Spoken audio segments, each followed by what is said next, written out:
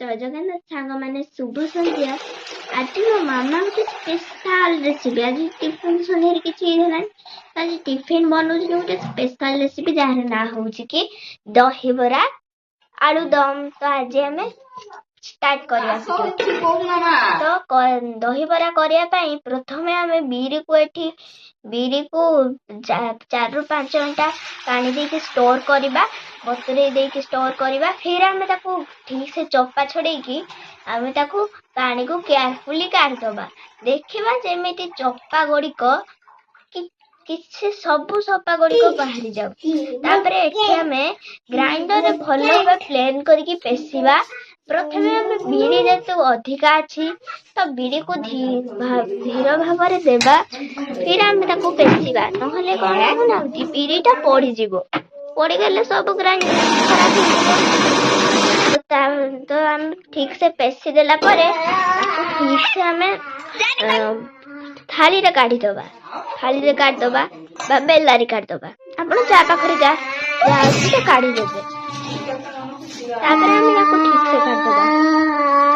देखि पाछे फ्लाश में गेला। तापरे बरा भल भाव फुलिबा पई आम एठी लुण लंका गुंड जुआनी गोटा जीरा दे 10 ରୁ 15 मिनट फेंटीबा। फेंटी दबा ठीक से देखि पारथुबे।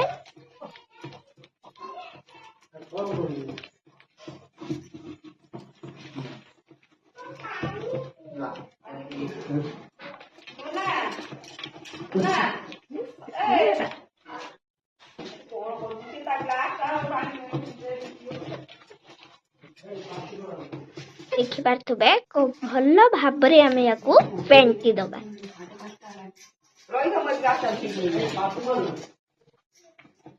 फास्ट आमे फेंटी देले तापर स्टेप आपण देखि पारिबे। देखंतु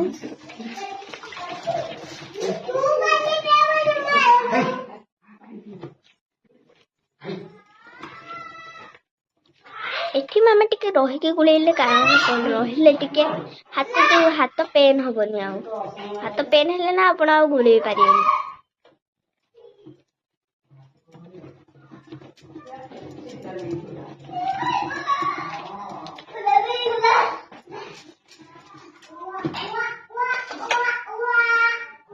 एठी मामा सूजी पकाई देले कारण सूजी पकाइले बरा टिके मुसमुसिया। आपण भाबिए माने मुसमुसिया बराटा माने बहुत भल होईची। आपण को पार्टी को भी बहुत भल टेस्ट आसी। फिर आम या सूजी जेतु पकेले फिर आम से प्रोसेस करवा। फिर आम से फेंटीबा। फेंटिले ना फिर सेटा सूजी भी गुड़े जीवो आ गोटे की माने तार मेंटिया रहियोनी जो रही जाए। आपण देखिबा रही जिबे देखि पारिए रही जिबे। फिर आमे कढ़ई रे तेल पकई नबा। हम कढ़ई रे तेल देई तेल गरम हेले गलई थिबा बिरी को बरा आकार दे तेल रे धीरे धीरे छाड़ीबा। देखि पारथुबे एवं बरा ब्राउन कलर हेला पर्यंत छाड़ी देबे। देखि पारथुबे बरा को बड़िया मामा सावधान रे दउचंती न देले ना बरा छिटकी जीवो। माने तेलटा जो फुटुची ना हाथ को छिटकी जीवो आ फिर हाथ रे फोटका ही जीवो।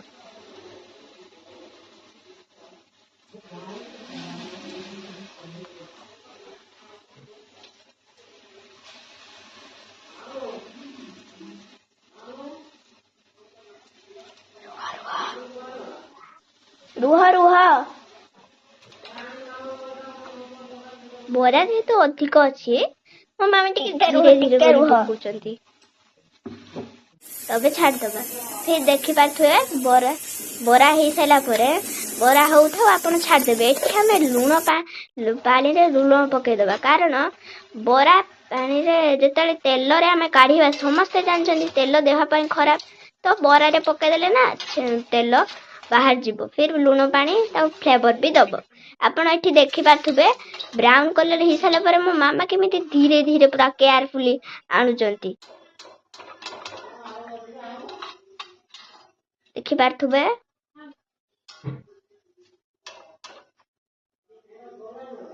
एठी मामा एबे पकईदेले आपण समस्त तार बेनिफिट्स कही सारी बर्तमान ଆପଣ ଦେଖିପାରୁଥିବେ ଧୀରେ ଧୀରେ କଳା ମାମା ପକେଇଦେଲେ। ଏପଟେ ଆମେ ଗୋଟେ ଅନ୍ୟ ଏକ ପାତ୍ରରେ ଦହିକୁ ତେଲ ଦେଇ ଗୋଟା ସୋରିଷ ପକାଇ ଭୃଷଙ୍ଗା ପତ୍ରରେ ଆମ୍ବ କଷି ଅଦା ଦେଇ ଛୁଙ୍କ କରି ରଖିଥିବା କାରଣ ଆମ୍ବ କଷି ଅଦା ପକେଇବା କାରଣ ସେଟା ଏକ୍ସଟ୍ରା ଫ୍ଲେଭର ଦବ। ଦେଖିପାରୁଥିବେ ଆମ୍ବ କଷି ଅଦା ମାମା कोड़े पकाउछन सेटा एक्स्ट्रा फ्लेवर देबा पई अधिका पकाउछन तो देखिपारछु एइटा होचे हमर मेन एबे सेथिरे पानी पड़ीथिबा बरा को चापिकी पकाई दबा जेटा हे सारिबो देखिपारथुबे एटा को देले ना बरा रे एटा दही बरा जेतु होचे ते बरा रे दही फिर चीनी पकाई देले मामा चीनी बिना सब अधूरा चिन्ना लुण बिना तो देदेले एक्स्ट्रा फ्लेवर देख पाथु या को देकी ठीक से फेंकी दबा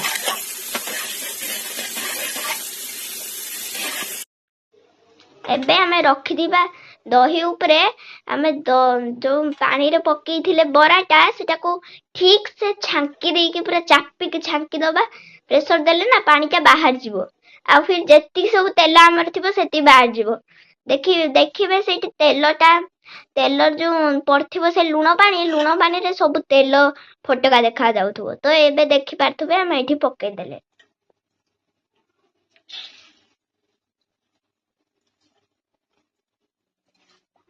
पूरा को बहुत जोर से चापी देबे देखि पारथबे हम गुळै देले देखि पारथबे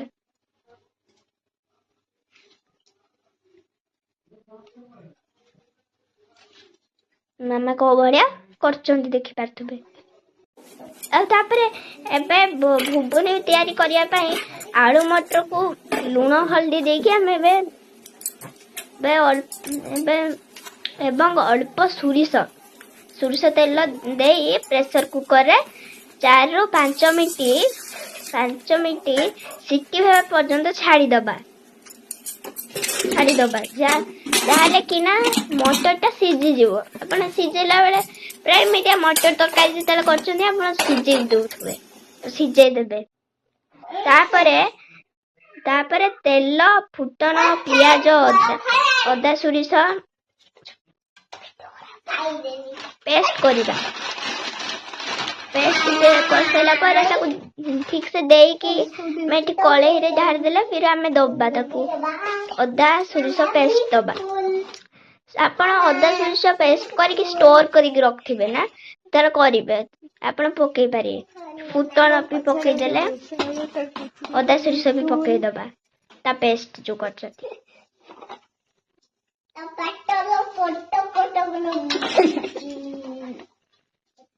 कष्टी देबे तापरे हमें एठी देखि पारथबे टमाटर दे भल भाबे कष्टी दबा धनिया पत्र पियाज सब पके दबा धनिया पत्र पियाज टमाटर सब पके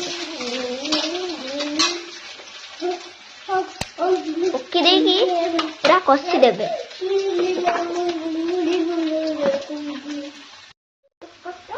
हल्दी पकई नेबे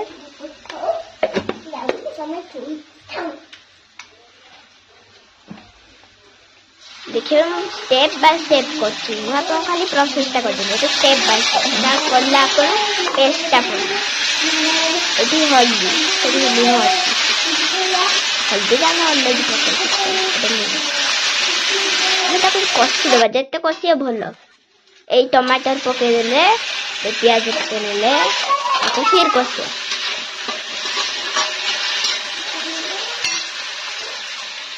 तापर फिर लूण पकई नबा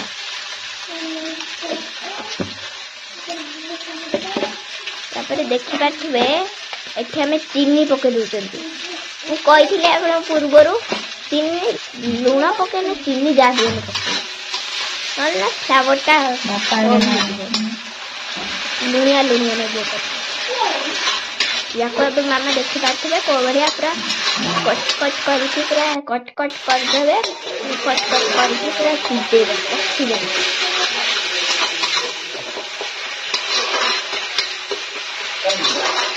ନା ନା ସବୁ ଥିଲା ଆସେ ଫଟୋ ଉଠା ସବୁ ଆସେ ନା ନା ସାरे ଏଡିଟ କରିଦେବେ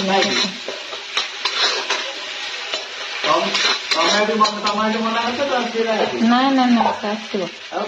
ତାପରେ ରଖିଥିବା ମଟର ଆଳୁକୁ ପକାଇ ଘୁଗୁନି ବନାଇବା। ଦେଖିପାରୁଥିବେ, ଆଉ ଛାଡ଼ିଦେବା କିଛି ଘୁଗୁନି ବନାଇଦେବା। ତାପରେ ବିଟ୍ ଲୁଣ ପକାଇ ନେବା। ତାପରେ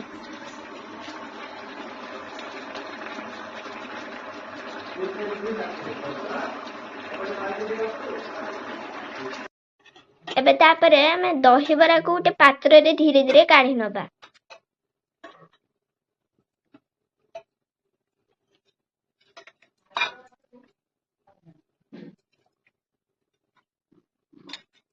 ଏବେ ଦହିବରା ଆଉ ତରକାରୀ ପ୍ରସ୍ତୁତ ହେଇଯାଇଛି। ଏବେ ଆମକୁ ତାକୁ କାଢିଦବା। ଦହିବରା କାଢିଦବା। ଦେଖିପାରୁଥିବେ ସେପାରେଟଲି ଆମେ କାଢି ଦଉଛନ୍ତି। ଏବେ ତାପରେ ରଖିଥିବା ତରକାରୀକୁ ୟା ଉପରେ ପକାଇଦବା। ତାପରେ କାକୁଡି, ଗାଜର, ପିଆଜ, ବିଟ୍ ଏଇପରି ଜିନିଷ ରଖିଥିବା, ଧନିଆ ପତ୍ର ଆଉ ଏମିତିକା ଜିନିଷ ସବୁ ରଖିଥିବା। ତାପରେ ପକେଇଦବା ଆଉ ବିଟ୍ ଲୁଣ ବି ପକାଇ ନବା। ତାପରେ ଏଠି ଆମେ ବସା ପକେଇ ନବା, ଟମାଟୋ ସସ୍ ପକାଇ ନବା, ଟମାଟୋ ସସ୍ ଆଉ ଝୁରି ଭଜା ପକାଇ ନବା, ଦହି ପକାଇ ନବା, ଲେମ୍ବୁ ପକାଇ ନବା।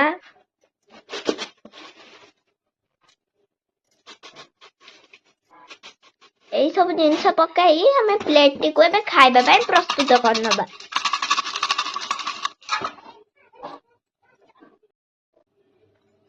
ଦେଖିପାରୁଥିବେ ଏଠି ଆମେ ଏବେ ପକେଇ ନେଲେ ଲେମ୍ବୁଟା ପକେଇ ନେଲେ।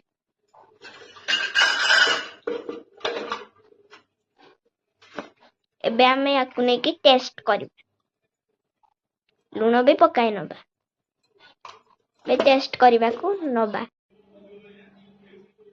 ଦେଖନ୍ତୁ ଦହିବରା ହେଇଛି, କେମିତି ଲାଗୁଛି ଆପଣ କହିବେ। ଆଉ ମୋ ମାମା ବନେଇଛନ୍ତି, ଏଇଟା ବିରିରେ ତିଆରି ଆଉ ବହୁତ ହାଇଜିନିକ୍ ଆଉ ଘରେ ତିଆରି ହେଇଛି। ତ ଦେଖିବା ଟେଷ୍ଟ କରିବା କେମିତି ହେଇଛି। ତାକୁ ଭଲ ଭାବରେ ଗୋଳେଇଦବା। ଏବେ ଆମକୁ ଖାଇବା। ବଢିଆ ହେଇଛି। ଆପଣ ଲାଇକ୍ ଜରୁର କରିବେ। ଏମିତିକା ସବୁ ଭିଡିଓ ଦେଖିବା ପାଇଁ ଲାଇକ୍ କରିବେ। ଜୟ ଜଗନ୍ନାଥ। ଆଜିର ଭିଡିଓକୁ